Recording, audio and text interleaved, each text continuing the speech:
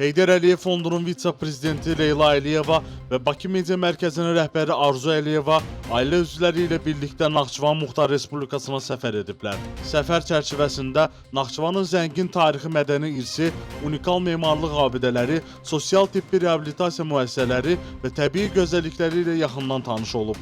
Səfər Azərbaycan xalqının ümumi lideri Heydər Əliyevin Naxçıvan şəhərindəki abidəsinin önünə gül dəstəsinin qoyulması ilə başlayıb. Ardınca onlar Heydər Əliyev muzeyini ziyarət edərək dahi şəxsiyyətin həyat yolunu, siyasi irsini və dövlətçilik fəaliyyətini əks etdirən zəngin eksponatlarla tanış olublar. Daha sonra Naxçıvan memarlıq incilərindən olan Möminə Xatun türbəsi və Naxçıvan Xan sarayı ziyarət edilib. Əcəmi seyrangahında yerləşən açıq səma altındakı muzeyin eksponatlarına baxış keçirilib, xanlıqlar dövrünə aid zəngin maddi-mənəvi irs nümunələri ilə tanış olub.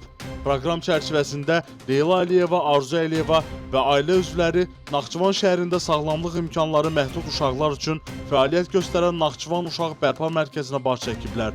Onlar burada mərkəzin müxtəlif bölmələri ilə tanış olaraq tibbi reabilitasiya və uşaqlara göstərilən xidmətlərlə yerində maraqlanıblar. Leyla Əliyeva tərəfindən Uşaq Bərpa Mərkəzinə ayaq və əl reabilitasiya üçün müxtəlif avadanlıqlar, o cümlədən robotik reabilitasiya əlcəkləri, həmçinin miostimulyasiya və infraqırmızı terapiya cihazları hədiyyə olunub. Günün sonunda Naxçıvan Muxtar Respublikası Mədəniyyət Nazirliyinin təşkilatçılığı ilə Naxçıvan şəhərində Heydər Əliyev sarayında Tağıyev Neft bədii filminin təqdimat mərasimi olub.